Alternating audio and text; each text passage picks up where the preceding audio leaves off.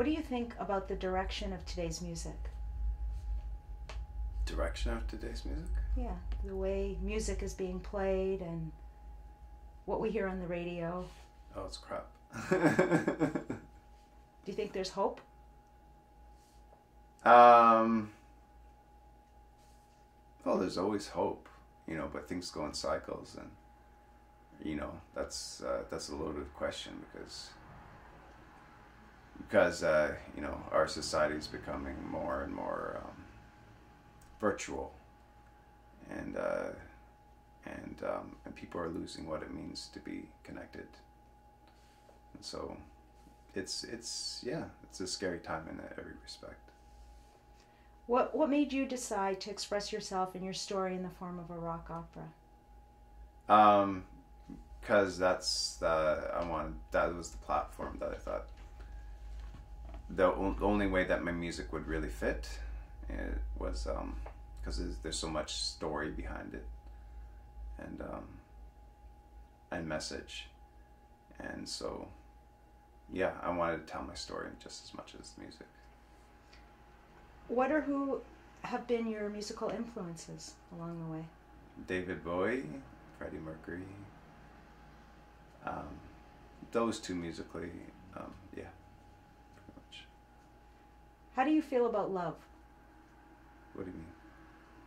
What does it mean to you? Love? Yeah. Oh, love is everything. Do you believe there are different kinds of love that someone could feel, or is love just love? Oh, yeah. What is true love, are you asking? Oh. Any way you take it. Oh, okay.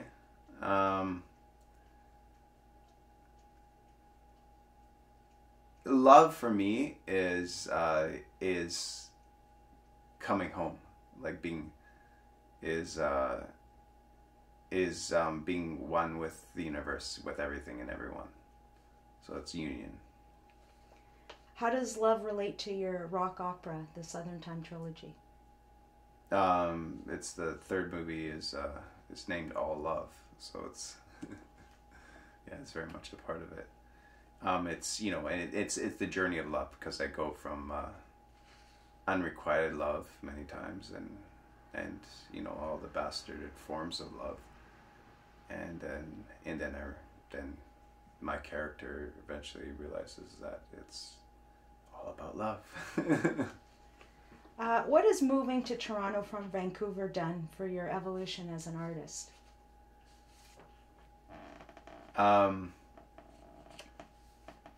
Oh, it's been freedom. It's really helped me to grow. I've grown more in the last 6 months than I have in the last 6 years. What do you think about people who use people? They're just deceiving themselves. Do you feel you've been used? And if so, how did it make you feel? I've been used, and I've used people, you know, and yeah, it's not a good way to go. Do you think people can change without a life-altering experience? No. Can you summarize what's happened to you? It's just the rug has been pulled out from under me many times, and continues to be so. You know, just when you think you're getting handle on things, you know, life tricks you, and there's always more to learn, always. Do you believe you've changed since your experience, and would you say it was life-altering? Oh, of course it was. Tell me how you're different due to what's happened to you. I'm a lot more secure. I love myself a lot more than I used to,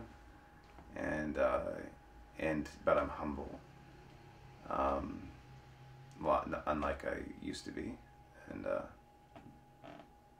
and I have a lot more compassion for everyone. You must have experienced various reactions from people when you tell your story, whether in everyday life or through performance. How have you found these reactions? Have they been good, cruel, positive, negative? Well, they say the medium is the message, and up until now, my medium has been tortured, to put it mildly, and so people have not come away with good things to say, or they might. It's more like, oh, you poor thing, but.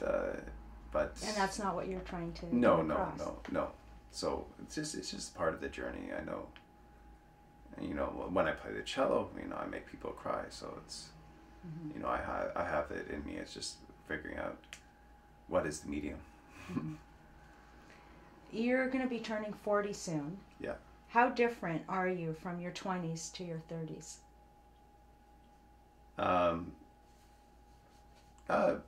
A lot more mature, but yeah. Do you feel more comfortable with yourself? Yes, yeah, way more comfortable with myself. Mm-hmm. Yeah. Is it less of a roller coaster, would you say? In your 20s, people often go through their most changes. Yeah. Do you think that's true for you? Oh, for sure. Yeah. Rarely anything surprises me anymore. It's like I had quite a... for example, I had quite a disturbing dream, or would have been disturbing in my 20s last night. But it's just like, oh, that would have really freaked me out in my 20s, but it doesn't really freak me out anymore. Right. What do you think the coming years will be for you then, in the 40s? Oh, I hope to realize my, what I believe is my life's purpose. Mm-hmm. Do you know what your life's purpose is? Or do you still have to realize it? Yeah. No, I think I know what it is, but you always you can't, no one is God, you have to allow things to be what they are. Do you believe in God? I believe in love. Have you changed from when you started writing your movies until now? Yes, yeah.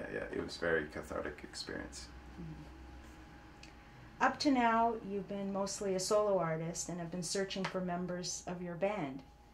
What are you looking for in a band, and what kind of band would you like it to be? What I realized recently is that the band is not just a band of musicians. There will be a band of musicians, very musicians from typical 5-piece band, including me, and rock band or whatever, and orchestra, but also further, it's because it's a rock opera, it includes all the members of the rock opera, everybody who goes into that, and then beyond that, I include my fans as part of the band. The Southern Time band, you can switch band of brothers or as a tribe. Mm-hmm. Yeah. Spreading love. Yeah. Yes. What other instruments would you like to add to the band? So I play piano and cello while singing, and and in the band I would do other, for the musicians, that I do their songs, and I would let them sing, and accompany them, and just collaborate, do different things. So it could be anything. Depends, whatever. For my music, the core piece is the standard. Well, except for my piano and cello, and would be drums, bass, guitar, and guitar, lead guitar. Rhythm guitar, maybe. I don't know yet. And multi-instrumentalist, synth player. It's sort of as it comes, you'll find it and you'll know what's right. Exactly. Yeah, depends on the person. Have you found any members yet? Yes, one member. And do they play an instrument? No. When you perform, you paint your face and take on the persona of your character T. Yes. Why?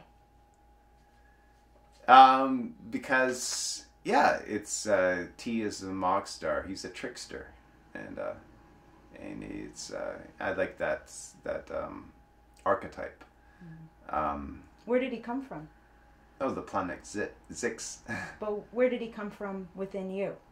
It came from this dream. It's actually the most profound dream of my life. When I was 15, I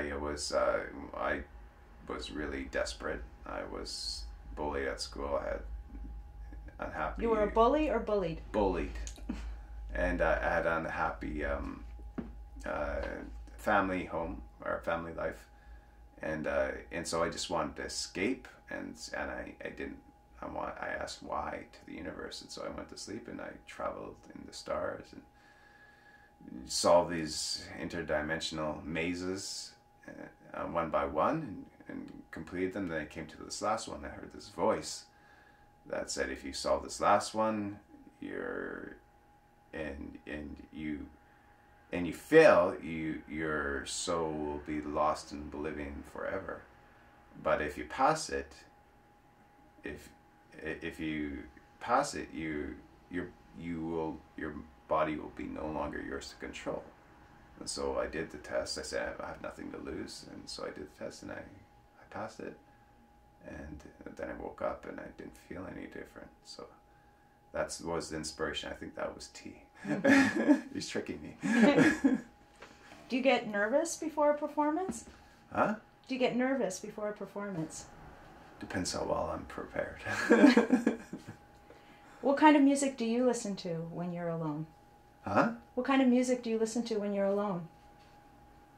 I don't listen to music. This music's always going on in my head. Oh, okay. So when you're driving or anything like that, you just not keep the silence? Anymore. I used to, not anymore. I listen to what's going on in the world. What captures your imagination? What captures my imagination? Mm-hmm. Beauty. What do you think about the state of the world right now? Oh, it's hell in a handbasket. We've got to do something quick. Mm-hmm. With everything that's happened to you, and lies told to you or treated you in given you the idea of trust but not true trust, manipulation and sort of that kind of thing, you seem to be angerless. Would you comment on your attitude to being? No. That's profound.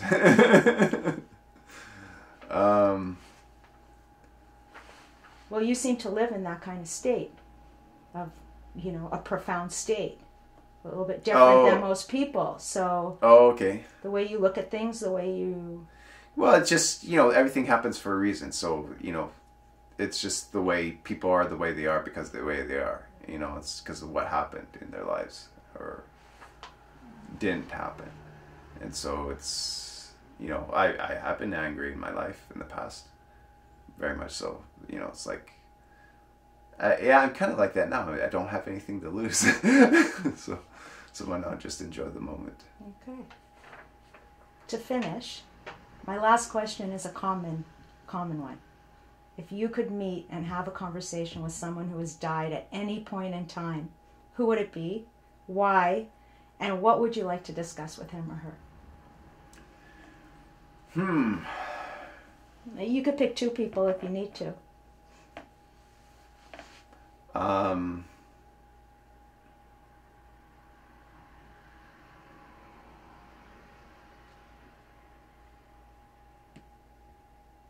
I would like to meet somebody from another world. That's not anyone we know. I'm sorry I set my sights high. It's like, I don't know. I just, yeah. Because I don't know. because I'd just be speculating because I don't know people for real, just what I've heard.